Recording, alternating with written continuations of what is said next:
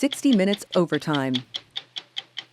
I'm a supporter of Putin, so I'm transmitting the will of of conservative society, of Russian identity. I'm not formulating this individually.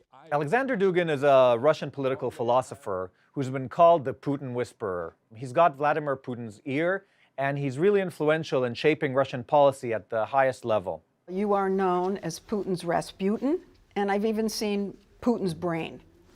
So he has listened to you in the past. The base of this affirmation is precisely the correspondence between what Putin does and what I always say. I'm Shachar Baran, and I produce for Leslie Stahl at 60 Minutes. In 2017, we shot an interview with Dugin as part of a story we were reporting about the Russian disinformation campaign after the 2016 presidential elections. We ended up not using the interview. Sometimes that happens when we interview more people than we can fit in the broadcast.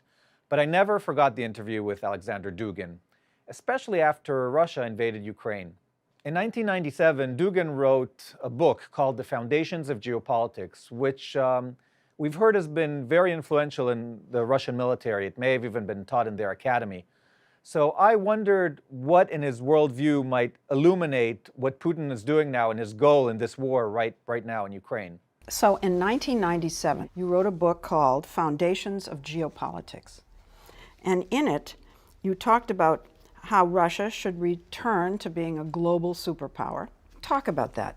Explain that. I always believed, and I believe in the future greatness of Russia, because Russia was always and tried to be a superpower. It's our dream, not to rule the world, but to be recognized as one center of decisions with others. So our dream is not unipolarity, Russian unipolarity. It is the dream of decent multipolarity, to be one pole among the other, not to be the unique pole. That is very important.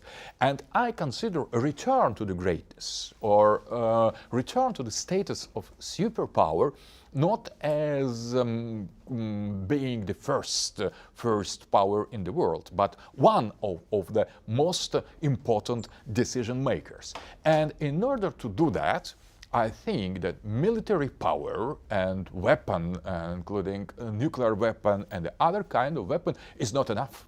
We need to use diplomatic means, and more than that, we need a kind of spiritual sovereignty. We need to be free and liberated, not only physically, as a state, as a people, but as well revival of Russian logos, of Russian spirit, of Russian identity. That is much more important.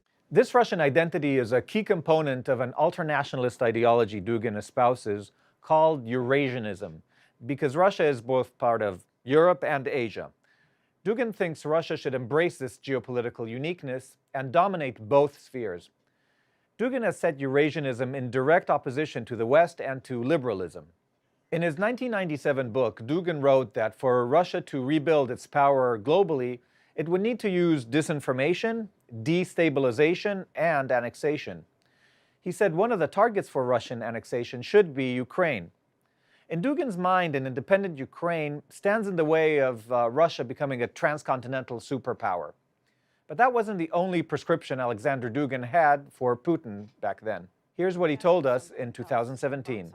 Let me ask you something else that you wrote about in your book. You proposed that Russia annex Ukraine.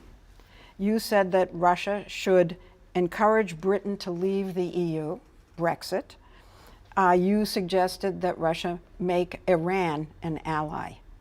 Now, it does sound as if Mr. Putin is following your blueprint. All of these things, right out of your book, and he's doing it. That was the same thing that they have said introducing me in the Johns Hopkins Institution 20 years ago in Washington. So I agree there is a similarity. More than that, but I have developed in my vision, Eurasian vision, that is much more, that is larger than what you have mentioned. That is only first steps in order to But he followed your restore. first steps. He followed exactly Yes, the but first steps. That's take too long. So he is in the absolute position of absolute power because we are living in a monarchist society from below. So that is not Putin who imposes on us monarchism or authoritarian rule. We demand from him to be much more authoritarian than he is. So he a little bit disappoints us because it takes too long. But he did the first steps. First step in the 17 years. So in the 17 years, you could change the globe, change.